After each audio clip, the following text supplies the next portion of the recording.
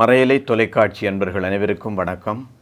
திருமறை கலாமன்றத்தின் இந்த வைரவிழா ஆண்டிலே திருமறை கலாமன்றத்தினுடைய வளர்ச்சியின் சுவடுகளாக இருந்த பல்வேறு ஆளுமைகளை பற்றின அனுபவங்களை பதிவு செய்யும் நோக்கோடு அவர்களுடைய நேர்காணல்களை நாங்கள் இணைத்து வருகிறோம்.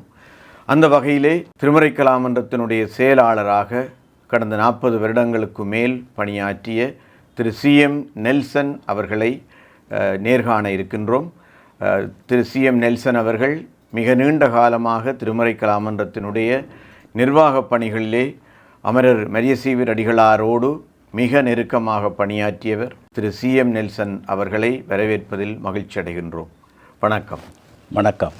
திருமறை கலாமன்றத்தினுடைய ஒரு 2வது காலகட்டம் 60களிலே அது உரும்பிராயிலே உருவாக்கம் பெற்று 70ஆம் ஆண்டுக்கு பிறகு மரியசீவர் அடிகள் குருநகர் பங்கினுடைய பங்கு தந்தையாக பொறுப்பேற்றதன் பின்னர் அது குருநகர் பங்கு தளத்திலே இருந்து திருமறை கலாமன்றம் வளர்ச்சி பெற்றது. அந்த காலகட்டத்திலே இருந்து நீங்கள் திருமறை கலாமன்றத்தினுடைய உறுப்பினராக இருக்கிறதாக அறிகிறேன். உங்களுடைய ஆரம்பகால அந்த தொடர்பு தொடர்பாக எங்களுக்கு கருத்து தர முடியுமா? பங்கு தந்தையாக மதிப்புக்குரிய நீங்க மரியசீவர் அடிகளார் வந்ததும் பலவிதமான செயற்பாடுகளை எங்கள் மூலம் செய்வதற்கு திட்டமிட்டுள்ளார். காரணம் என்னென்று சொன்னால், எங்களுடைய முற்போக்கு வீரியம் அதனுடைய இளைஞருடைய ஒத்துழைப்புகளை கண்டு அவர் பல திட்டங்களை வைத்தார். எங்களையெல்லாம் முனைத்து ஒரு கலையரங்கம் அமைக்க வேண்டும் என்ற ஒரு அவாவை கொடுத்து அவருடைய ஆலோசனைகளையும் ஒன்று சேர்த்து பல நிகழ்வுகளை நாங்கள் நடத்தி வந்தோம். அதற்கு பிற்பாடு 1971ஆம் ஆண்டு அவருடைய எண்ணப்படி அன்பின் விரந்த அமரகாவியம் என்ற திருப்பாடுகளின் காட்சி பெரிய அளவில் நடத்த வேண்டும் என்று யோசித்து அதற்குரிய நடவடிக்கைகளை எடுத்துக்கொண்டிருந்தார். அப்பொழுது அங்கு எங்களையும் சேர்த்து கொண்டு திருமறை கலாமன்றத்தில் தன்னுடன் பணியாற்றிய அவர்களையும் வரவழைத்து மாதம் மாதம் சனி ஞாயிறு தினங்களில் கூட்டங்கள் போட்டு அவருடைய உரையாடி அவருடைய சந்தோஷப்படுத்தி பல பல காரியங்களை செயல்படுத்தி கொண்டு வந்தார். அந்த நேரத்தில் அந்த நிகழ்வு எங்கே போடலாம் என்று யோசித்த அளவில் கோட்டையில் இந்த முறை இந்த நிகழ்வை நடத்தினால் என்ன என்று சொல்லி ஆலோசனை எடுத்தவர். அதற்கு எல்லாரும் பக்கபலமாக அது செய்வது நன்றுதான். பல காலமாக எங்களுடைய கத்தோலிக்க நிகழ்வுகள் இங்கு நடைபெறவில்லை, நாங்கள் பிரமாண்டமாக இதை செய்யணும் என்று சொல்லி பழைய அங்கத்தவர்கள் புதிய அங்கத்தவர்கள் ஆதரவாளர் எல்லோரும் தீர்மானித்து அந்த முடிவுக்கு வந்த நாங்கள் அதன்படி அந்த அன்பில் வந்த அமரகாரியம் என்ற நிகழ்வு கோட்டையில் நடந்தது. அதாவது 71ஆம் ஆண்டு திருமறை கலாமன்ற வரலாற்றிலே அது ஒரு மிக முக்கியமாக பதிவு செய்யப்படுற ஆண்டு.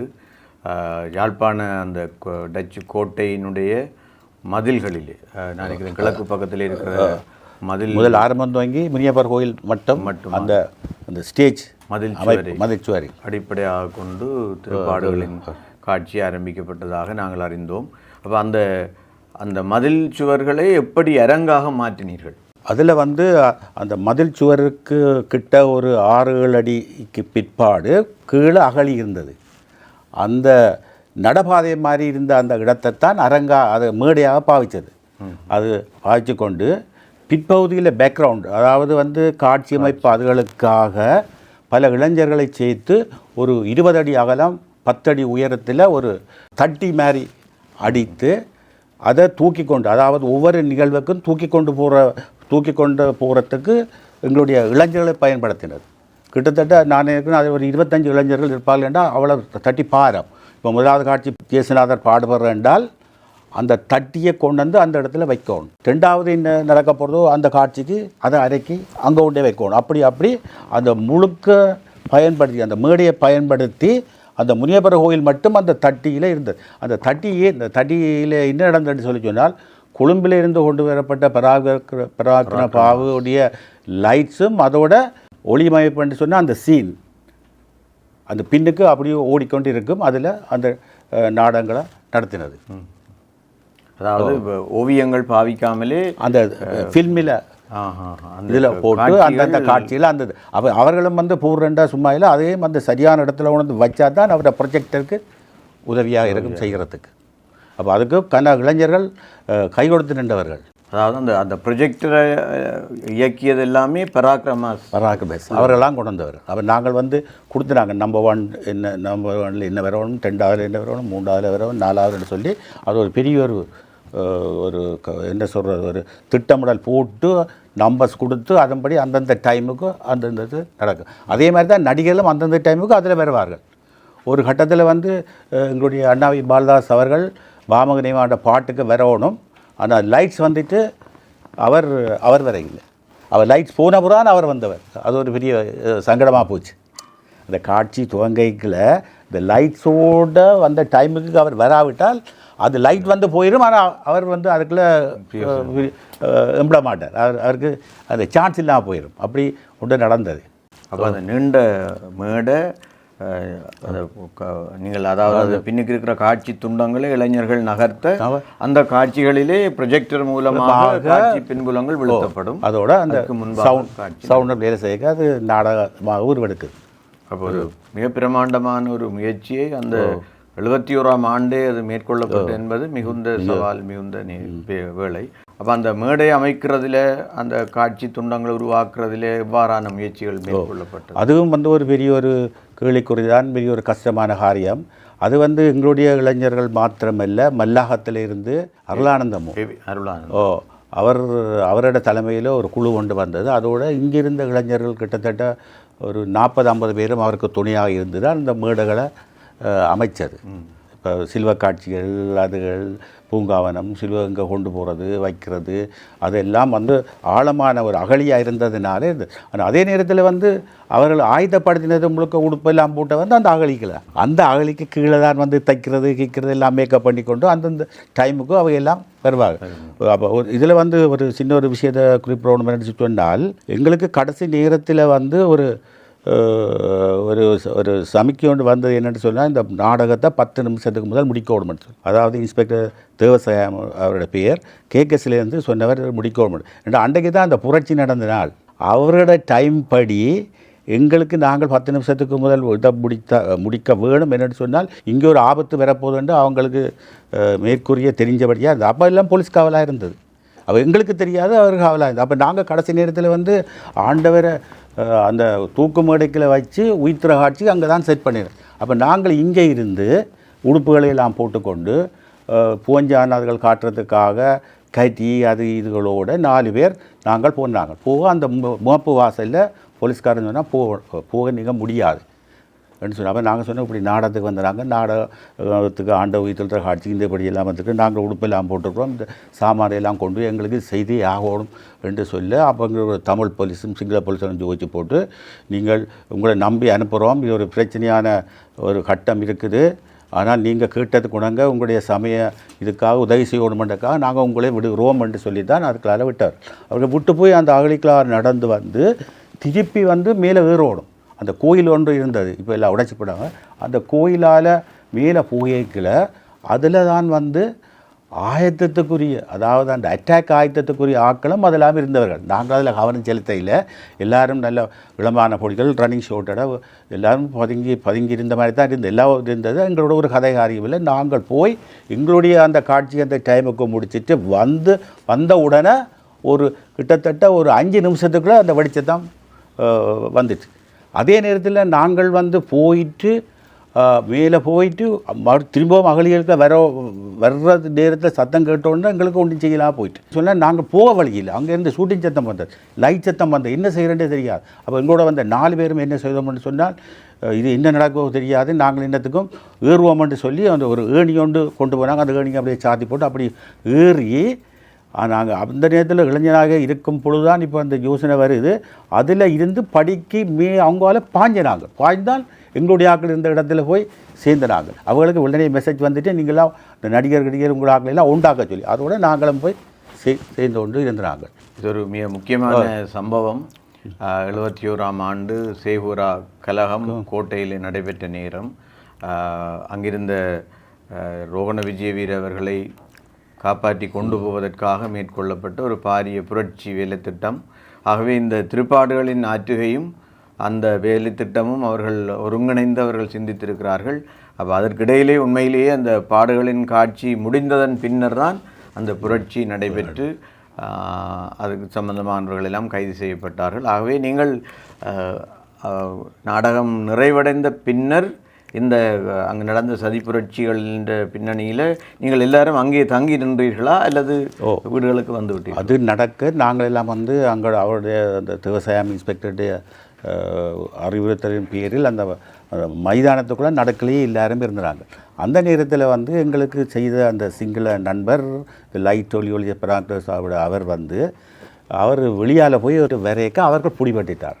அவர்கள் பிடிபட்டோன்னா அவர்கள் சிங்களம் பேசின உடனே அவர்களும் வந்து இந்த கூட்டத்தில் ஒரு ஆக்கள்னு சொல்லி எல்லாம் அவங்களெல்லாம் வாய்ப்புறாப்படுறதுக்கு இவங்க சொல்லியிருக்காங்க, இது நாங்கள் இந்த இடத்துக்கு லைட்டுக்கு வந்துடுறாங்க, நாடகம் நடந்தது வந்திருக்கோம்னு சொன்னால் போல் அவன் சொன்னால் அந்த அவங்கள கூட்டிக்கொண்டு இந்த லைட்டை இஞ்சை வச்சு லைட்டை அடிக்க சொன்னாங்க.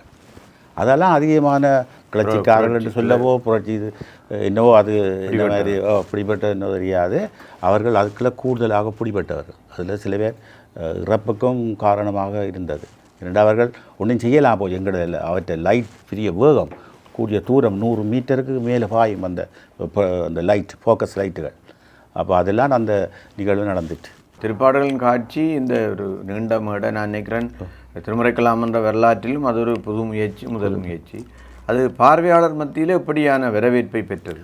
அது வந்து யாழ்ப்பாணத்தில் இப்படி ஒரு நிகழ்வு நடக்கையில் அந்த இடத்துக்கு நாளைக்கிறேன் கிட்டத்தட்ட வவுனியாவிலிருந்து கிளிநொச்சி அது இதிலிருந்து பெருவாரியான மக்கள் கூடியிருந்தவர். அந்த கூட்டம் நினைக்கல இப்பொழுது ஒரு நிகழ்வு நடந்தால் அவ்வளோ கூட்டம் வருங்கள் என்று சொல்லி அப்படியான ஒரு ஆதரவில் சரியான சன நெருக்கம் வந்து பார்த்தது.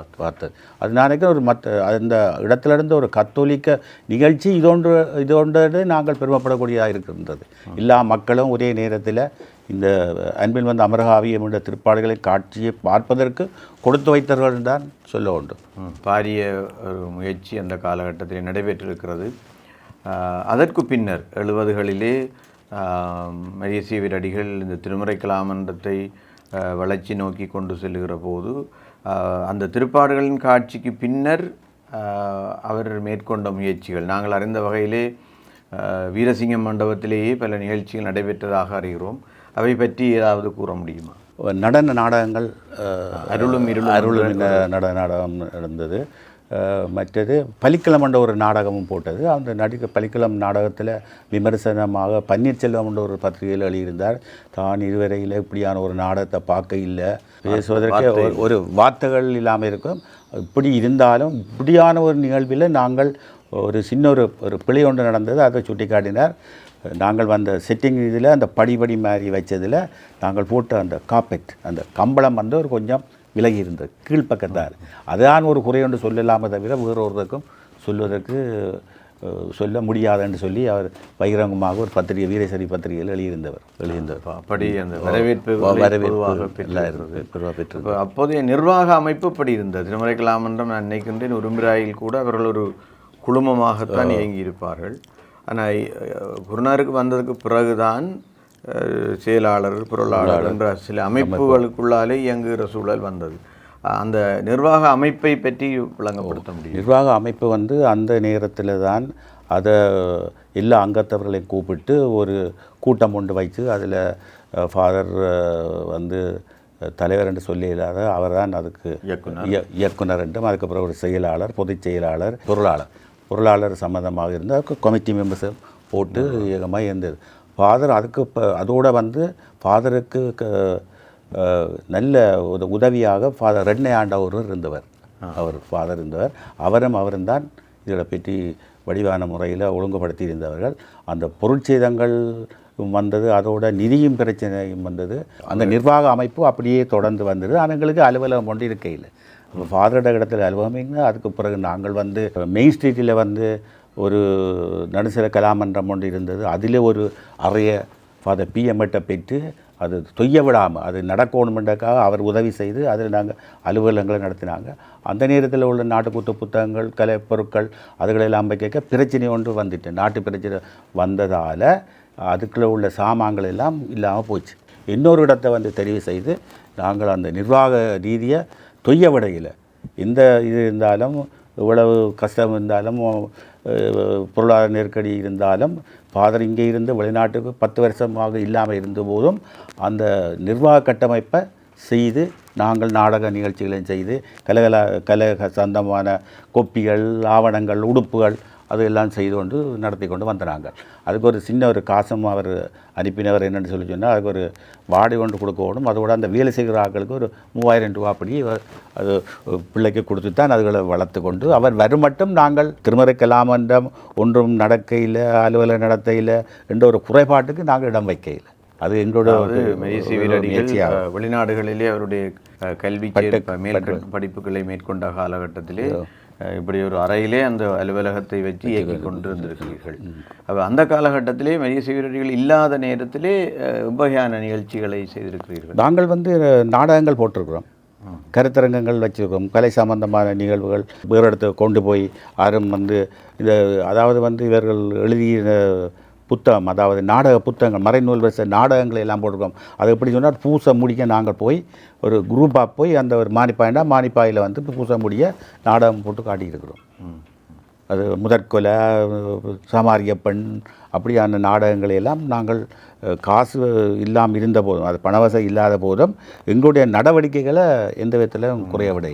அந்த நேரத்தில் உங்களுக்கு நிர்வாகத்துக்கு உங்களோட உதவியாக இருந்தவர்கள் யார் என்று சொல்ல முடியும்? ஜனம் இருந்தவர், B.A. கான்ஸ்டன்டைன் இருந்தவர், D.V. ஆண்டனி இருந்தவர், சூரியன் சொல்லப்படுறவர் இருந்தவர், அருமன் கூடுதலாக.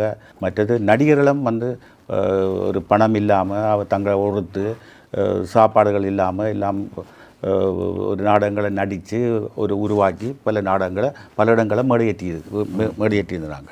இப்போ அந்த காலகட்டத்தில் தான் இந்த மிக நீண்ட மேடைகளில் இருந்து மாற்றமடைஞ்சு ஒரு மேடையிலேயே போடத்தக்க விதமாக ஒரு பலிக்களம் நாடகத்தை தயாரித்ததாக.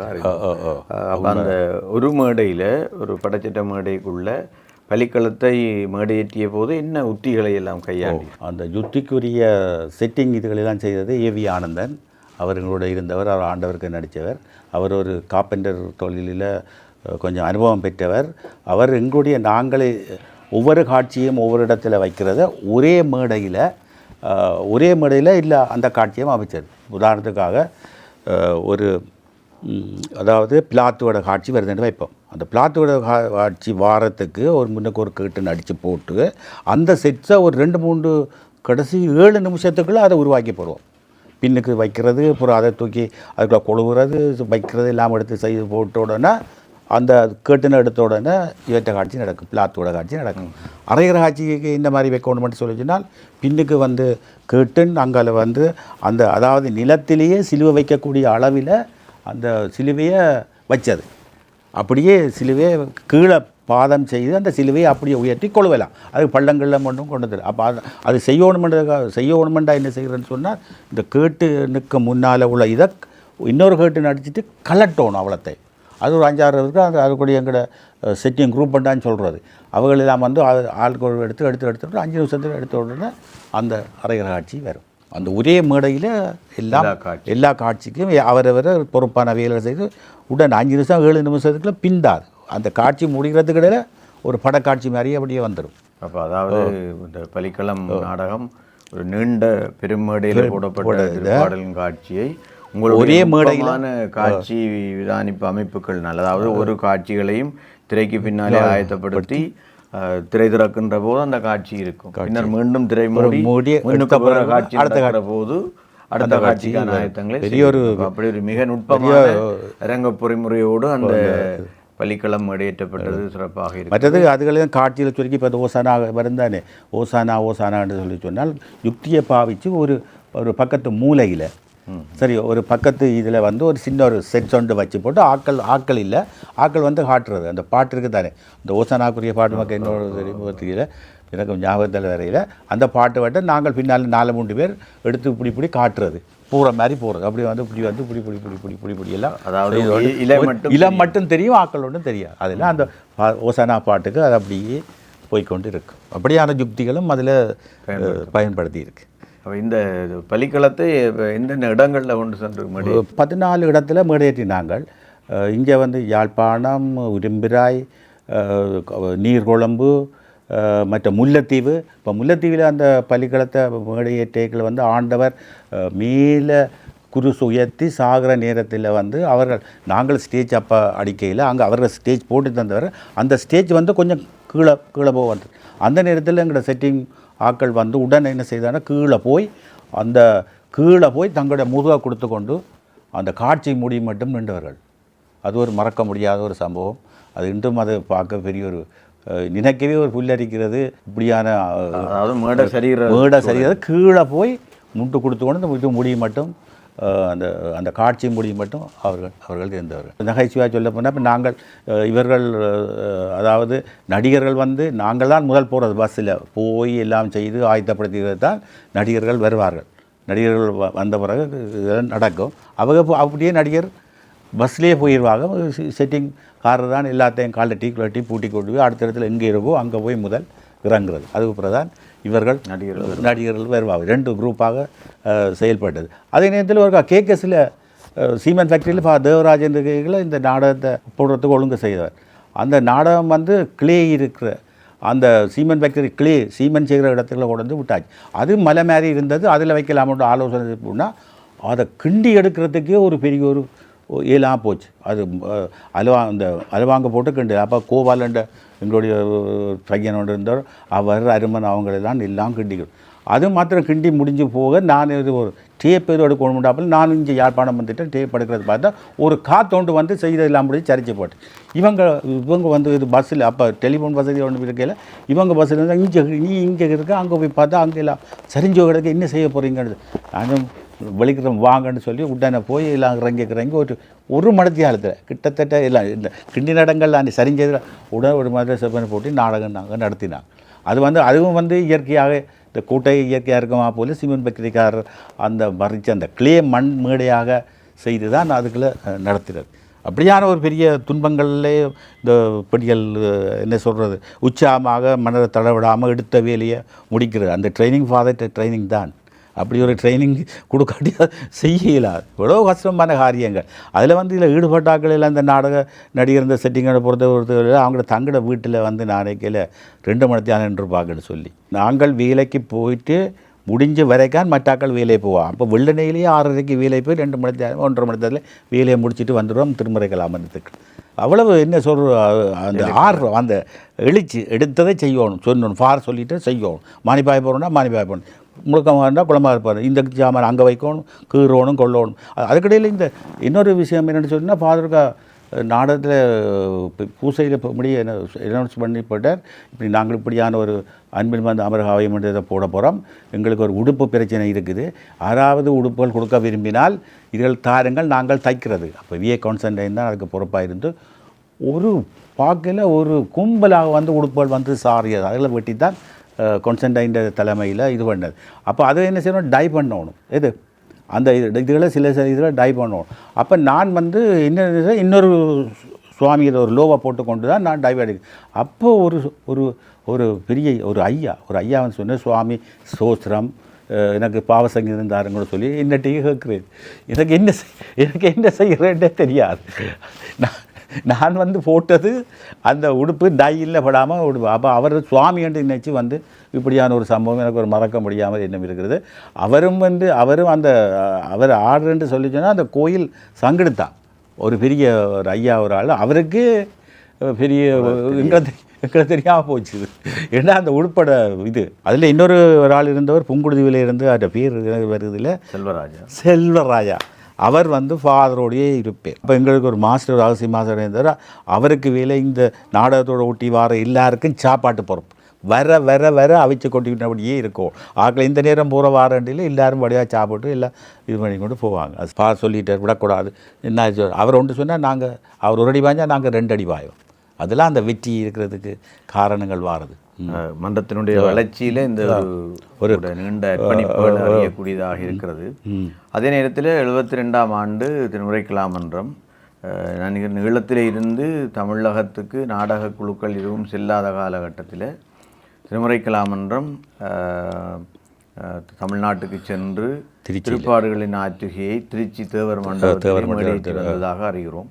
அந்த அனுபவங்களை பகிர்ந்து கொள்ள முடியும். களங்கமண்ட நாடகத்தை உருவாக்கினோம். அதில் வந்து எல்லாரும் நடித்தது, செட்டிங்காரரும் நடித்தது, நானும் நடித்தேன். நான் 2 சாட்சி சொல்ல ஆக்கள் என்ன குறிப்பிட்ட அளவு தான் போகணும். நிறைய எல்லாம் தங்கங்க செலவில் போய் தான் எல்லாம் செய்தது குறிப்பிட்ட அளவு. அப்போ நாங்கள் செட்டிங்கையும் செய்யணும், செட்டிங் செய்கிறதுக்குரிய நாங்கள் அந்த இடத்துக்கு வேறாக்கள் நான் என்னோட இடத்துக்கு அவர்கள் போனால் நாங்கள் நடிக்கணும். அப்போ நான் தான் சாட்சியாக நடித்தேன். நான் இது இப்போ பெண்ணும் ஞாபகம் இருக்குது சாட்சியாக என்ன இப்போயும் கீங்காரங்க போட்ட மாதிரி காதுக்கள் ஒலிக்குதுன்னு சொல்லி சொன்னது. அப்போ நிறைய சனங்கள் நிறைய வரவேற்புகள் இருந்தது. அவர்கள் நாங்கள் இங்கே இருந்த அதுக்குரிய சாமான்கள் கொண்டு போய் உடுப்புகளும் எங்களை இதுகளும் கொப்பிகள் நாடகங்கள் அவங்க போய்த்தான் நாங்கள் என்ன செய்கிற பெட்ஷீட்டுகளுக்கு வேறு கடைகளில் எடுத்து அங்கே எடுத்து சட்டங்கள் எடுத்து அடித்து நாளைக்கு ஒரு 3 மணித்தியாலத்தில் இப்படி ஒரு ஸ்க்ரீன் மாதிரி ஒன்றை செய்து அந்த தேவர் ஹோல் மண்டபத்தை அலங்கரித்து விட்டுறாங்க. இருக்கிற எடுத்து தான் செட்டிங் செய்து நாடகம் நடித்தது. அது அதை குறிப்பிட்டவர்கள். நாங்கள் நாடகங்கள் பார்த்துருக்கோம். அதே நேரத்தில் வந்து ஃபாதர் கேக்கில் இந்தியாவில் போய் வேறு நாடகங்கள் பார்த்துனாங்க. அவர் இன்னும் உள்ளே விட்டவர். நீ போய் பார், இதில் இந்த மாதிரி இதை கற்றுக்கொள், அங்கே வந்தாலும் செய்யணும்னு சொல்லி நான் உள்ளுக்கு இருந்தான். ஆனால் அவர்களோட டெக்னிக்ஸ் இப்போ உதாரணமாக 2 தட்டியை வச்சிருக்கு, 2 தட்டியை பொருத்தணும்னு சொல்லி சொன்னால் அதுக்குள்ள இப்படி ஆணி அடிச்சிருக்கு, அதில் நூல் இருக்கும், கீழே நின்று மேலே ஏணி வச்சுக்கிறாமல் இப்படி எடுத்து இப்படி போட்டது இப்படி போட்டோன்னா அப்படி கரெக்டாக இருக்குது. அப்படியான இதுகளெல்லாம் கற்றுக்கொள்கிறோம். அவரோட நாடக முறையில் இன்னொன்று இருந்ததுன்னு சொன்னால் லீவு வரைக்கும் இடைவெளி வரைக்கெல்லாம் அந்த மியூசிக் நாடகம் ஒன்று முடிய அடுத்த காட்சி வர்றதுக்கு இடையில் கேட்டுன்னு மூடி அங்கே ஒரு மியூசிக் போட்டு தான் பிறகு திருப்பி அடுத்த காட்சி வரும். அதெல்லாம் எங்கிட்ட இல்லை. எங்களுக்கு தொடர்ச்சியாக வந்தபடியே அது ஒரு பாராட்டு, ஒரு படம் பார்க்குமா போல் இருக்குன்னு சொல்லி அங்கே எல்லோரும் ஒரு என்ன சொல்ற புகழ்ந்தார்கள். மிகுந்த ஒரு வெளிநாட்டு பயணத்தை முதலாக மேற்கொண்டிருக்கிறீர்கள். ஆகவே அது தேவர் மண்டபத்திலே மிகுந்த வரவேற்பை பெற்றது. அந்த மேயர் வந்து பெரிய ஆச்சரியப்பட்டவர். இப்படி யாழ்ப்பாணத்தில் இருந்து அது யாழ்ப்பாணத்தில் வந்து தங்களிடத்தில் இப்படி ஒரு நாடகம் போட்டது அவர்களுக்கு ஒரு பெரிய ஒரு நல்ல என்ன சொல்கிறது நல்ல உற்சாகமாக இருந்தது. இந்த கலையை அங்கே இருந்து இங்கே உணர்ந்துருக்காங்க. இங்கே கலை வளர்ந்த இடத்துக்கு இட்ட மாதிரியும் காய்ச்சவங்க. இங்கே இப்படியான என்ன சொல்கிறது அது நுட்பம். அவர் ஃபாதரும் வெளிநாட்டில் சில நுட்பங்கள் ஐடியாவோடு வந்தவர். அவருக்கு வந்த பல நாடகங்களை பார்த்தவர். அதுகளெல்லாம் சொன்னால் அப்போ நாங்கள் கிரியேஷனில் அதை செய்யணும். அவர்கிட்ட கேள்வி கேட்கல அது எப்படி செய்கிறேன்னு சொல்லி நாங்களாம் அதை செய்து முடிக்கணும். அதுதான் எங்களோட பாடி. திருமுறை கலாமண்டத்தினுடைய வளர்ச்சியிலே ஒரு நிரந்தரமான கட்டட அமைப்போடு நிர்வாக அமைப்போடு 89ஆம் ஆண்டுக்கு பின்னர் தான் திருமுறை கலாமன்றம் பிரதான வீதியிலே இயங்க தொடங்கியது என்று. அப்போ அந்த நிரந்தர கட்டட அமைப்போட திருமுறை கலாமன்றம் இயங்க தொடங்கிய போது அந்த 90களிலே அந்த நிர்வாக அமைப்புகள் எப்படி இருந்தன? பாரட முயற்சியால் காணியை பெற்றி இருந்தது. அந்த இடம் வந்து எங்களுக்கு அதில் ஒரு வீடு மாதிரி ஒரு கட்டிடம் ஒன்று இருந்தது. நாங்கள் அந்த கட்டிடத்தை வந்து முதலாக முழுக்க உடைக்கையில் அது எங்களுக்கு தேவையில்லை என்று சொல்லி உடைக்கையில் அதையும் வச்சு பிளான் பண்ணி தான் அந்த ஸ்டேஜை அமைச்சது. வடக்கு பக்கமாகத்தான் அந்த இது இருந்தது. இங்கால 2 அறை இருந்தது. அதுக்கேற்ற மாதிரி அதுகளை தட்டி ஒரு ஸ்டேஜ் ஒன்று வச்சு அதை வந்து 3 ஸ்டேஜ் செய்யக்கூடிய அளவில் ஒரு ஸ்டேஜ் ஒன்று போட்டு நாங்கள் உண்டு. அப்புறம் நடுக்குள்ள 2 3வது ஸ்டேஜ் போடையில் அது போட்டால் தான் எங்களுடைய பெஷன் பிள்ளைக்கு செலவினங்களை குறைக்கலாம். வேண்டாம் ஒவ்வொரு முறையும் போட்டு கழட்டி போய்க்கு நியாயமான செலவில் வரும். அதில் வந்து ரூலிங்ஸுடைய உதவியோடு எங்களுடைய ஐடியாவை கேட்ட மாதிரி ஒரு ஸ்டேஜ் ஒன்று கட்டினாங்க. பக்கத்தால் கட்டி மேலே போட்டிருக்காங்க. கட்டி அது செய்தது. அதுவும் வந்து காசுன்றது கொடுக்கல சிரமம் மூலம்தான் கொஞ்சம் கொஞ்சமாக செய்கிறாங்க. அப்போ அதில் வந்து 2 கொட்டில் போட்டு தான் முதல்ல அந்த வகுப்புகளெல்லாம் துவங்கினது. கவிஞர் பயிலும் அங்கே தான் நடத்தி எல்லாம் செய்தது. அதுக்கு பிறகு தான் வசதிக்காக ஒரு ஃபேமிலியன் ஒன்று இப்போ அதில் கட்டியிருக்கோம். திருமுறை கலாமன்றத்திலே அங்கத்தவராகவோ கலைஞராகவோ பணியாற்றுபவர்களுக்கு இருக்க வேண்டிய அடிப்படை பண்புகள் என்று நீங்கள் எதை கருதுகிறீர்கள்? உண்மைத்துவம் இருக்கணும். இப்போ நாங்களெல்லாம் வந்து ஃபாதர் சொன்னால் மாற்ற மாட்டோம். சொன்னதான் அந்த வேலையில் நாங்களும் செய்ய தான் முடிப்போம். நாங்கள் அவர்கிட்ட இருந்தபடியாக சில அடிப்படை இதுகளை கற்றுக்கொண்டிருக்கிறோம். பொருட்களை பாதுகாக்கிறோம். எங்களோட பொருட்களை பாதுகாத்தா நாங்கள் தேடிச்சே கீழாது. ஒரு நாடகத்துக்குரிய பொருட்கள் அப்படியே எல்லாம் செட்டிங் பாமனி வேண்டாம் ஆமோனியம், லைட்டு வேண்டாம் லைட்டு வேணும், ஸ்பீக்கர் வேணும். இப்போ நாங்கள் வந்து எங்களை செலவில்லாமல் செய்கிறதுக்கு தான் உலகத்தையும் கஷ்டப்பட்டு சேர்த்தது. இந்த மூலதனம் இல்லாமல் இதுகளை புட்டு போட்டு திருப்பி செய்கிறேன்னு சொன்னால் அது கலைக்கு பெரிய கஷ்டமாக தான் இருக்கும். இவ்வளோ செலவழித்து இப்போ நாடகத்துக்கு எல்லாம் டெக்னாலஜி எல்லாம் வந்துட்டு வளர்ந்துட்டு தானே அது ஒன்றும் செய்யலாது. அது கொஞ்சம் கஷ்டமாக தான் இருக்கும். அதுதான் எங்களோட இளம் சந்ததிக்கும் பழக்கணும். எங்களோட பொருட்களை பாதுகாக்கணும், எங்களோட இடத்தை பாதுகாக்கணும்.